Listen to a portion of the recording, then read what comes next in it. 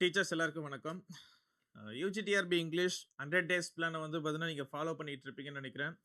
So இந்த 100 days பிளானில் நம்ம ஏற்கனவே வந்து ஏஜ் ஆஃப் சாசர் பார்த்துருப்போம். ஸோ இன்னைக்கு நம்ம பார்க்க போகிறது ஏஜ் ஆஃப் ஷேக்ஸ்பியர். ஸோ ரொம்பவே வந்து ஒரு இன்ட்ரெஸ்டிங்கான ஒரு டாப்பிக்கும் கூட. ஏன்னா ஷேக்ஸ்பியர் அப்படின்றது வந்து பார்த்தோன்னா நிறைய வந்து நம்ம வந்து படிச்சிருப்போம். ஸோ அதனால் அந்த age of Shakespeare history of English லிட்ரேச்சரில் கவர் பண்ணுறது ஆல்மோஸ்ட் வந்து கொஞ்சம் ஈஸியான ஒரு விஷயம் தான். ஸோ இதில் நம்ம என்ன பண்ண போகிறோம் அப்படின்னா ஒரு 30 MCQs ப்ளஸ் பார்ட் 1. ஏன்னா இதில் வந்து இன்னும் கொஞ்சம் கொஷின்ஸ் வந்து ஆட் பண்ண வேண்டியது இருக்குது. ஸோ நம்ம இப்போ என்ன பண்ணுவோம் அப்படின்னா இந்த வீடியோவில் ஃபஸ்ட்டு வந்து பார்த்தீங்கன்னா 30 கொஷின்ஸ் மட்டும் நம்ம வந்து பார்க்கலாம். இது வந்து பார்ட் 1. ஸோ நெக்ஸ்ட் வந்து பார்த்தீங்கன்னா நெக்ஸ்ட் பார்ட் வந்து நான் வந்து நெக்ஸ்ட் வீடியோவில் நான் அப்டேட் பண்ணுறேன். ஸோ ஃபர்ஸ்ட் கொஸ்டின் நம்ம பார்க்கலாம். இதில் ஃபர்ஸ்ட் தெரிஞ்சுக்க வேண்டியது 1558 to 1625.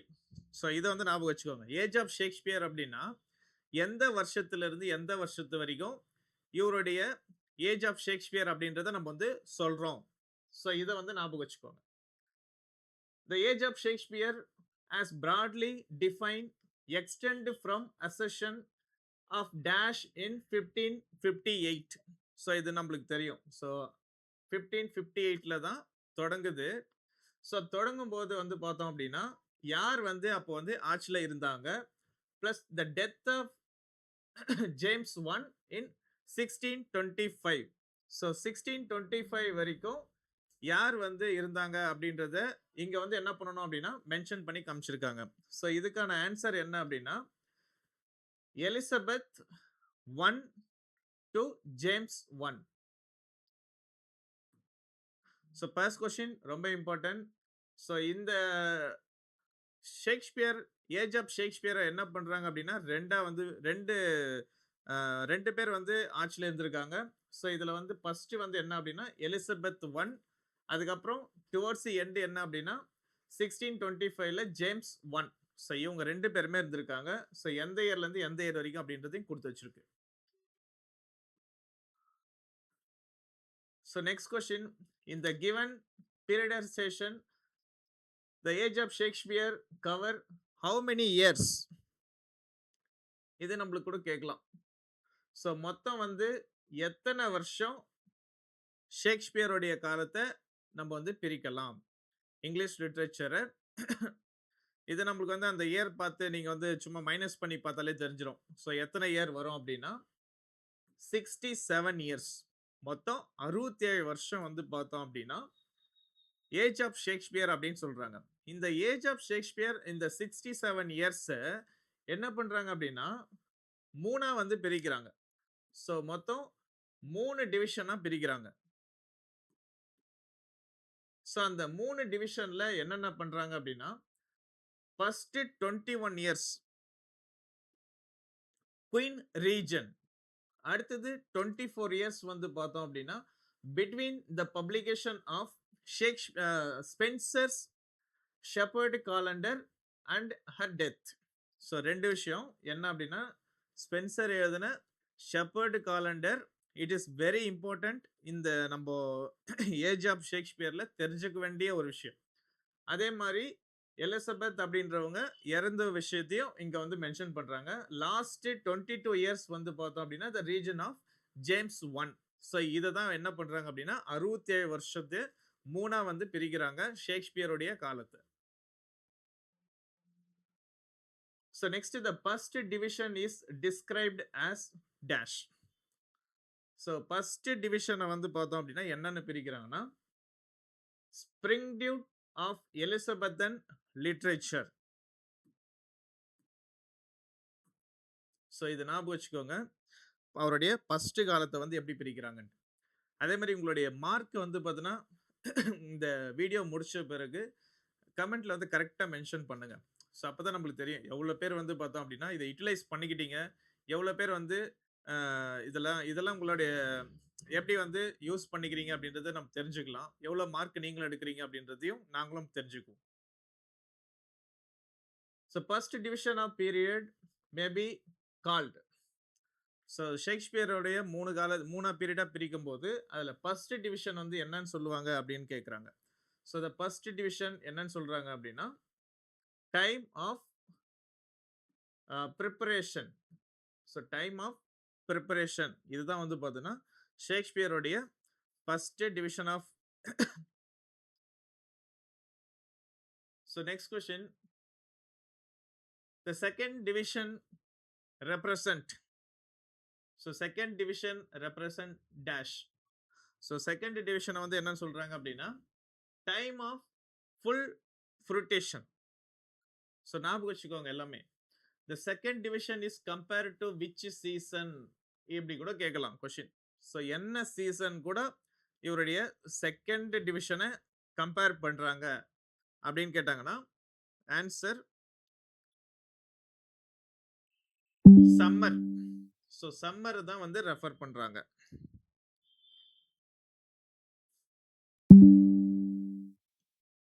So next question, the third division is compared to autumn. ஆக்சுவலாக உங்களுக்கு வந்து இங்கே நான் ஒரு கொஸ்டினை கொடுத்துட்டேன், ஏன்னா இதில் வந்து திருப்பி திருப்பி கொஸ்டின் வைக்க வேண்டாம். ஸோ தேர்ட் டிவிஷன் அப்படின்றது வந்து பார்த்தீங்கன்னா it is comparing to autumn season. The third division is described as dash. So நம்ம தேர்ட் டிவிஷனை எப்படி வந்து நம்ம டிஸ்கிரைப் பண்ணலாம்? Option C, the time of decline. ஏன்னா அதோட முடிஞ்சிடுச்சு. ஷேக்ஸ்பியருடைய காலம் வந்து பார்த்தீங்கன்னா முடியுது. ஷேக்ஸ்பியர் காலம் முடிஞ்ச பிறகு என்ன ஸ்டார்ட் ஆகுது அப்படின்னா ஜாக்கபியன் பீரியட் ஸ்டார்ட் ஆகுது. ஆக்சுவலா இது வந்து 2 பீரியட்ல வந்து இதுல வந்து கொண்டு வராங்க. ஒன்னு எலிசபெத்தன் பீரியட், இன்னொன்னு வந்து பார்த்தீங்கன்னா ஜாக்கபியன் period. So the next question, the publication of which work marks the beginning of the second division? எந்த ஒர்க் வந்து பார்த்தோம் அப்படின்னா ஒரு ஒரு ஃப்ரேம் ஒர்க்கா இருந்திருக்கு, மெயினான ஒரு இம்பார்ட்டன்டான ஒர்க்கா இருந்திருக்கு இந்த செகண்ட் டிவிஷன் அப்படின்னு கேட்குறாங்க. ஸோ இது நம்ம ஈஸியாகவே ஆன்சர் பண்ணிடலாம். ஸோ என்ன ஒர்க் அப்படின்னா question number 8, the shepherd calendar. இதான் நம்ம ஃபர்ஸ்டே சொல்லியிருப்போம். எட்மண்ட் ஸ்பென்சருடைய the most important work the shepherd calendar தான் வந்து பார்த்தோம் அப்படின்னா இந்த செகண்ட் டிவிஷன்ல மோஸ்ட் இம்பார்ட்டன்ட். அதுக்கப்புறம் எலிசபெத்தோடைய டெத். ஸோ இந்த 2 விஷயம் தான் main. So next question, the term Elizabethan strictly apply to. So this the term Elizabeth strictly applies to dash. So the answer first 2 division. So the first 2 division.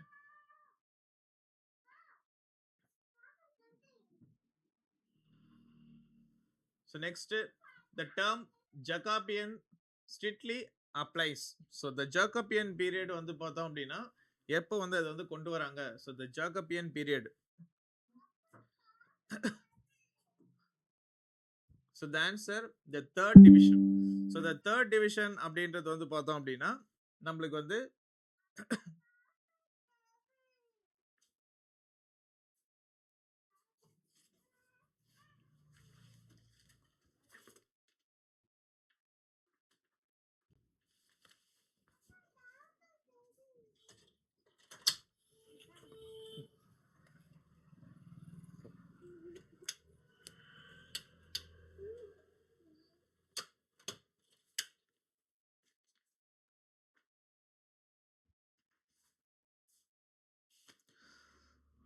So the third division அப்படின்றது தான் so the ஜாக்கபியன் period வந்து start ஆகுது.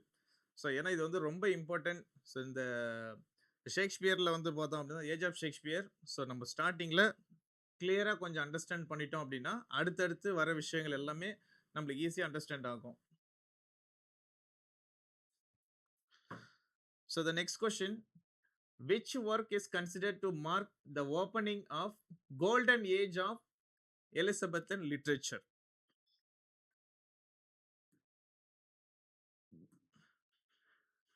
So ஞாபகம் வச்சுக்கோங்க, எது வந்து Elizabethan லிட்ரேச்சர்ல எது வந்து பார்த்தோம் அப்படின்னா கோல்டன் ஏஜ், எது வந்து நம்ம வந்து எந்த ஒரு ஒர்க்கை வந்து மென்ஷன் பண்ணியிருக்காங்க அப்படின்னா தி ஷெப்பர்ட் காலண்டர். தி ஷெப்பர்ட் காலண்டர் 1579ல வந்து பப்ளிஷ் பண்றாங்க. ஸோ மேபி இதை கூட வந்து ஒரு கொஸ்டினாக கேட்கலாம். ஸோ 1579ல பப்ளிஷ் பண்ணப்பட்ட எட்மண்ட் ஸ்பென்சருடைய ஒர்க் எது அப்படின்னா shepherd calendar. So the next question, a mayor of for magistrates was planning to continuation of dash. So ஒரு ஒர்க்கை கொடுத்துருக்காங்க. இந்த ஒர்க் வந்து பார்த்தோம் அப்படின்னா எந்த ஒர்க்கோடைய கண்டினியூவேஷன் ஒர்க் மாதிரி இருக்கு அப்படின்னு கேட்டிருக்காங்க. ஸோ எந்த ஒர்க்கோடைய கண்டினியூவேஷன் அப்படின்னா falls of princes. So the author Lydgate. So இவருடைய இந்த ஒர்க்கை தான் வந்து பார்த்தோம் அப்படின்னா இந்த ஒரு பர்டிகுலர் ஒர்க்கோடைய கண்டினியூவேஷன் பார்ட் அப்படின்னு சொல்றாங்க. ஸோ இதுக்கெல்லாம் கொஸ்டின்ஸ் கேட்கலாம். So which two poem Sackville first appeared in a 1563 edition of A Mayor for Magistrate?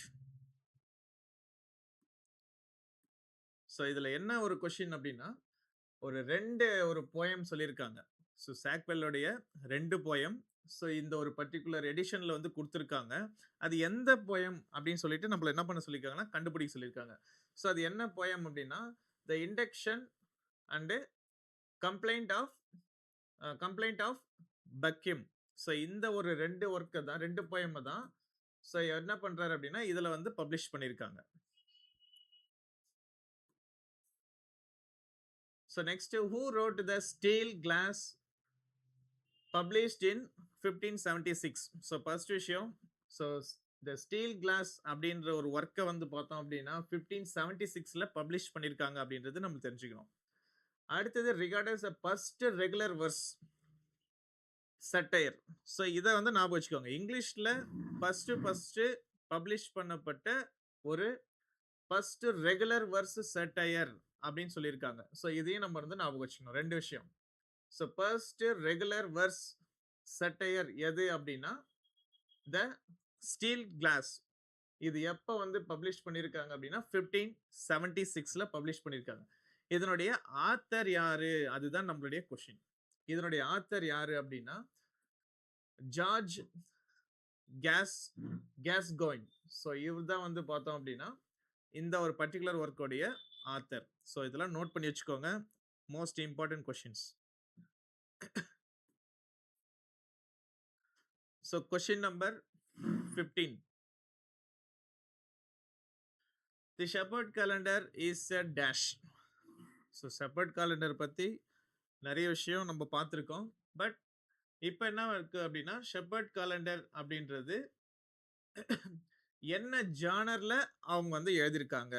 So என்ன ஜானர்ல எழுதியிருப்பாரு அப்படின்னா it is pastoral poem. Maybe இது வந்து ஒரு கொஸ்டினா இருக்கலாம். நெக்ஸ்ட் தி shepherd calendar divided into 12 part. இது எத்தனை பார்ட் அப்படின்னா 12 பார்ட்.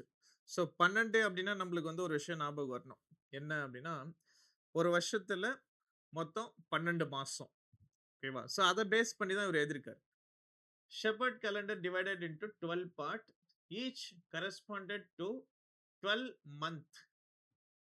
ஸோ என்ன பேஸ் பண்ணி எழுதியிருக்காங்க அப்படின்னா அந்த 12 மந்த்தை பேஸ் பண்ணி தான் இந்த ஷெப்பர்ட் கேலண்டர் அப்படின்றத 12 பார்ட்டா பிரிச்சு அவங்க எழுதியிருக்காங்க. இது வந்து ஒரு pastoral. So next the mysterious women who Spenser loves in shepherd calendar. So shepherd கேலண்டர்ல அவர் என்ன பண்ணியிருக்காரு அப்படின்னா எட்மண்ட் ஸ்பென்டர் ஒரு மிஸ்டீரியஸ் விமனுடைய லவ் பத்தி எக்ஸ்பிளைன் பண்ணியிருக்காரு. அந்த பெண்ணுடைய பேர் என்ன அப்படின்றதான் நம்மளுடைய கொஸ்டின். Answer Roslin. ஸோ இந்த ஒரு பர்டிகுலர் விமனுடைய பேர் தான் என்ன பண்ணியிருக்காங்கன்னா இந்த ஷெப்பர்ட் கேலண்டர்ல மென்ஷன் பண்ணியிருக்காங்களாமா. ஆஸ்ட்ரோஃபெல் இது வந்து 1586ல வந்து பப்ளிஷ் பண்ணப்பட்ட ஒரு போயம். ஸோ இது என்ன ஃபார்மேட்ல வந்து எழுதியிருக்காங்க அப்படின்னா இட் இஸ் எலிஜி.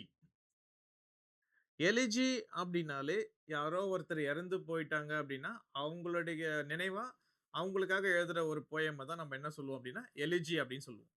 ஸோ இதுல எந்த போயட்ட மென்ஷன் பண்ணியிருப்பாங்க அப்படின்னா, the death of Sidney. The Shepherd calendar was dedicated to. So next question. Shepherd calendar dedicated to. So இது யாருக்காக டெடிகேட் பண்ணியிருக்காங்க அப்படின்னு கேட்டாங்கன்னா, sir Philip Sidney. So sir Philip சிட்னிக்காக தான் என்ன பண்ணியிருக்காங்கன்னா, ஷெப்பர்ட் கேலண்டர் அப்படின்றத டெடிகேட் பண்ணியிருக்காங்களாமா. So next most important question, நீங்க லிட்ரேச்சர் படிக்கிறீங்க அப்படின்னா, ஸோ இந்த மாதிரியான கொஷின்களை நீங்க வந்து எப்பவுமே ஞாபகத்திலே வச்சுக்கிட்டே இருக்கணும். ஹமார்ஷி describe the progress of Spencer love for Elizabeth Boyle. ஆக்சுவலா ஸ்பென்சர் அவருடைய லவ் எலிசபெத் பாயலுக்காக என்ன பண்ணியிருப்பார் அப்படின்னா, சானட் சீக்வன்ஸ் வந்து எழுதியிருப்பார். ஓகேவா? ஸோ சானட் சீக்வன்ஸ், ஸோ அந்த சானட் சீக்வன்ஸ் தான் வந்து பார்த்தீங்கன்னா அமார்ஷி அப்படின்னு சொல்லுவாங்க. பட் இதில் எத்தனை சானட் சீக்வன்ஸை ஸ்பென்சர் வந்து எழுதியிருந்தாரு அப்படின்றது தான் நம்மளுடைய கொஸ்டின். 88. ஒரு சிலர் வந்து பார்த்தோம் அப்படின்னா 89. ஸோ நெட்லலாம் செக் பண்ணீங்க அப்படின்னா 89 கூட இருக்கு. ஸோ நம்ம ஹிஸ்ட்ரி ஆஃப் இங்கிலீஷ் லிட்ரேச்சர் நம்மளுக்கு கொடுத்துருக்கிற அந்த புக்கை பேஸ் பண்ணி தான் நம்ம வந்து கொடுக்குறோம். ஸோ அந்த புக்கில் என்ன மென்ஷன் பண்ணியிருக்காங்க அப்படின்னா 88 தான் மென்ஷன் பண்ணியிருக்காங்க. ஸோ நீங்கள் என்ன பண்ணுங்கன்னா இதே ஆன்சராக எழுதலாம். ஸோ அப்போ அமார்ஷி அப்படின்றது ஸ்பென்சருடைய லவ் ஃபார் எலிசபெத் பாயல். இதில் மொத்தம் 88 சீக்வன்ஸ் ஆஃப் சானட் இதில் வந்து இன்க்ளூட் பண்ணியிருக்காங்க. So next, Edmund Spenser married Elizabeth Boyle. So Elizabeth பாயல அவங்க என்ன பண்றாரு அப்படின்னா, எட்மண்ட் ஸ்பென்சர் வந்து மேரேஜ் பண்ணிக்கிறாரு. பட் எப்போ அவர் மேரேஜ் பண்றாரு? 1594. இந்த இயர் 1594ல தான் அவர் என்ன பண்றாருன்னா எலிசபெத் பாயல மேரேஜ் பண்ணிக்கிறாரு. Which work inspired by Edmund Spencer?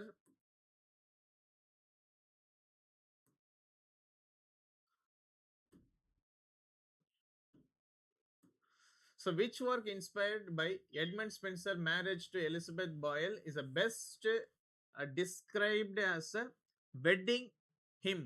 So wedding hymn அப்படின்றதுல எந்த ஒர்க்கை வந்து பார்த்தோம் அப்படின்னா ஒரு மென்ஷன் பண்ணியிருக்காரு. ஆக்சுவலாக இப்போ நம்ம வந்து அமர்ஷி தான் நம்ம வந்து பார்த்தோம். இது வந்து பார்த்தோம் அப்படின்னா லவ் அப்படின்ற ஒரு விஷயத்த மென்ஷன் பண்ணியிருந்த மாதிரி நம்ம வந்து பார்த்தோம். பட் இப்போ என்ன மேரேஜ் விஷயத்த சொல்றாங்க ஆக்சுவலாக என்னன்னா மேரேஜ். ஸோ மேரேஜ் அப்படின்னு சொல்லும்போது ஸோ எது அப்படின்னா இந்த எபிதாலாமியம் தான் மென்ஷன் பண்ணியிருப்பாங்க. வெரி இம்பார்ட்டன்டான ஒரு சிக்னிஃபிகண்டான ஒரு ஒர்க் எது அப்படின்னா எபிதாலாமியம்.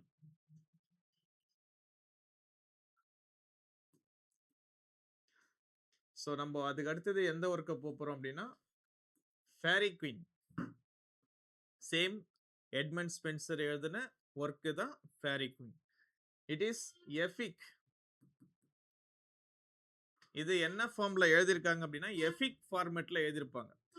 அப்போ எஃபிக் அப்படின்னாலே மில்டன் எழுதின பாரடைஸ் லாஸ்ட் எஃபிக் வந்து பார்த்தீங்கன்னா it is consist of 12 books. At same Edmund Spenser அவர் என்ன பண்ணார் அப்படின்னா ஃபர்ஸ்ட் 12 புக்கை எழுதலாம் அப்படின்னு சொல்லிட்டு தான் ஹி பிளான்ட். பட் அவரால் என்ன பண்ண முடியல அப்படின்னா அதை எழுதி முடிக்க முடியல. ஸோ எழுதி முடிச்சுட்டு பாதி எழுதிட்டு இருக்கும் போதே he was died. ஓகேவா? ஸோ இந்த மாதிரியான ஒரு சில இன்ஃபர்மேஷன்ஸ் தெரிஞ்சு வச்சுக்கோங்க. ஸோ த ஃபேரி குயின் அப்படின்றது ஒரு ஃப்ராக்மெண்ட். ஸோ ஞாபகம் வச்சுக்கோங்க, ஃபேரி குயின் அப்படின்றது ஒரு ஃப்ராக்மெண்ட். ஸோ அதை அவர் என்ன பண்ணல அப்படின்னா அதை வந்து கம்ப்ளீட்டா முடிக்கல. ஸோ இது வந்து ஒரு இன்கம்ப்ளீட் ஒர்க் ஆக்சுவலா.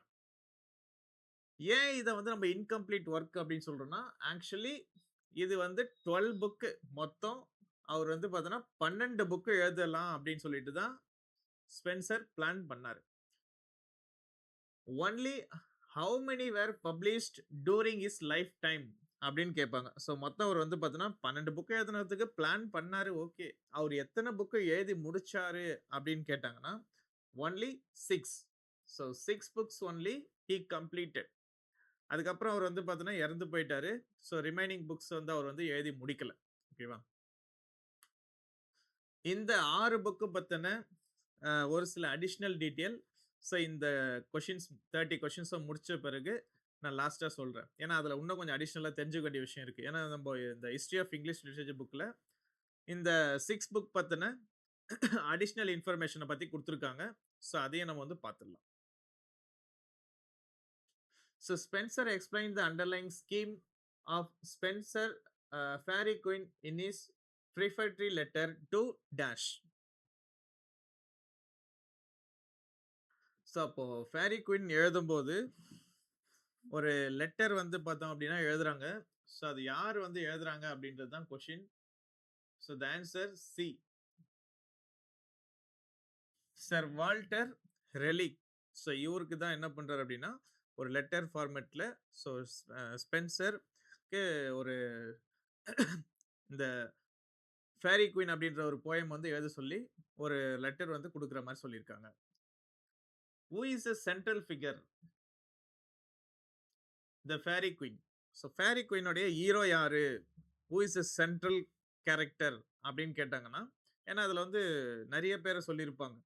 ஸோ மொத்தம் வந்து பார்த்தோம் அப்படின்னா 6 புக் அவர் கம்ப்ளீட் பண்ணியிருக்காரு. ஸோ 6 புக்ல வந்து பார்த்தீங்கன்னா, he mentioned many characters. But especially protagonist இல்ல central hero of the poem அப்படின்னு கேட்டாங்கன்னா, the answer Prince Arthur. So Prince Arthur தான் இதுக்கான answer. So next Spenser has been called dash.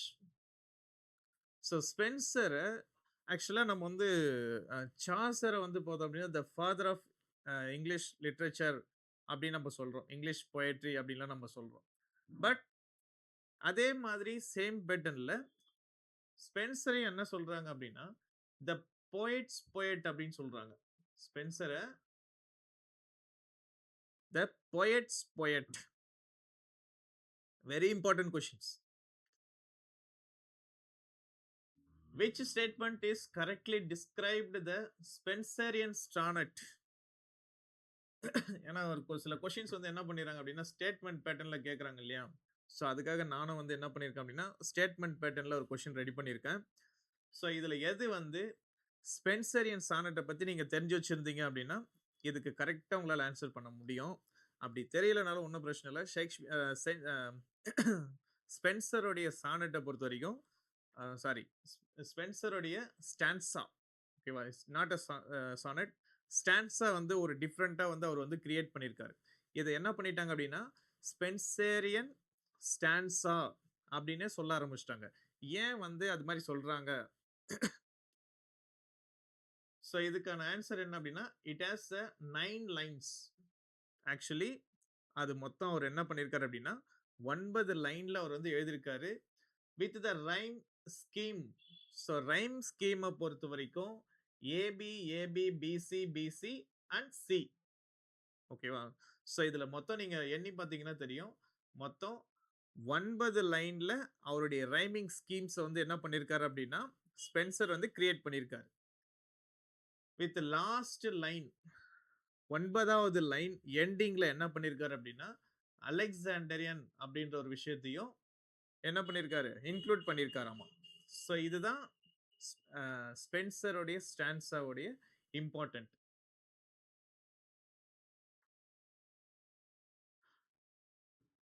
So next question, which of the following is correct chronological order of university wits? University wits பத்தி கண்டிப்பா ஒரு question கேட்கறதுக்கு வாய்ப்பு இருக்கு.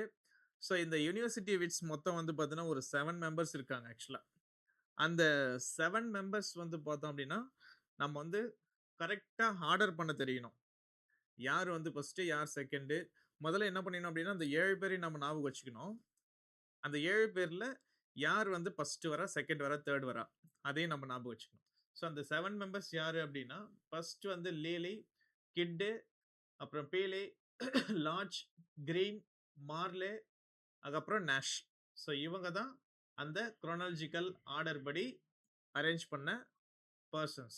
University விட்ஸ் அப்படின்னு சொல்லுவாங்க.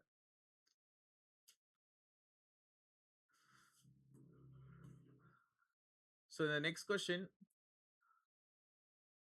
which are which three are considered the best comedy of John Lyly? So John லீலியோடைய best three comedies அப்படின்னு சொல்லிட்டு என்ன பண்ணியிருக்காங்க அப்படின்னா the history of English literature புக்கில் மென்ஷன் பண்ணியிருக்காங்க. ஸோ அது என்ன ஒர்க்கு அப்படின்றது பார்த்துடலாம். So first option A. So the glimpse, Endimion, அதுக்கப்புறம் கேலட்.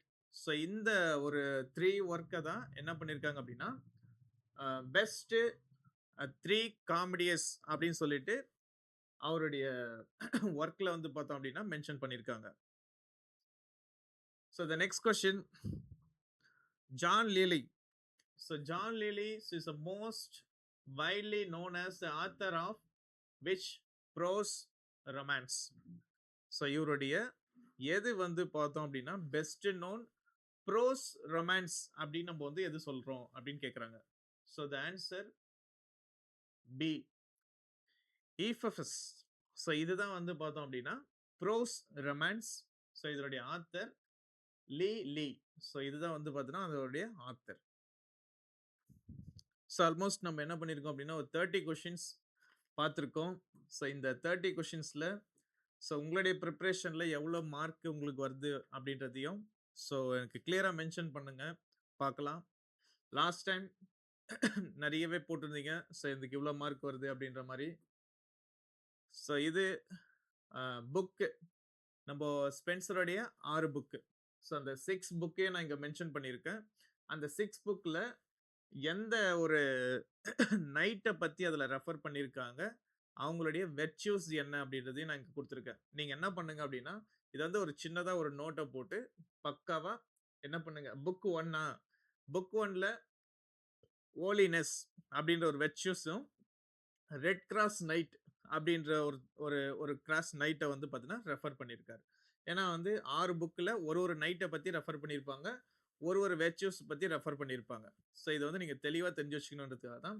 ஸோ இது வந்து உங்களுக்கு கடைசியாக நாங்கள் வந்து கொடுத்துருக்கேன். இதையும் பார்த்து வச்சுக்கோங்க. ஸோ சப்போஸ் உங்களுக்கு யாருக்காச்சும் யூஜிடிஆர்பி இல்லை பிஜிடிஆர்பிக்கு இங்கிலீஷ் டிபார்ட்மெண்ட்டுக்கு ஸ்டடி மெட்டீரியல் தேவைப்படுது அப்படின்னா ஸோ என்னுடைய நம்பருக்கு நீங்கள் கான்டாக்ட் பண்ணி புக்கோட நீங்கள் ஆர்டர் பண்ணிக்கோங்க. தேங்க்யூ.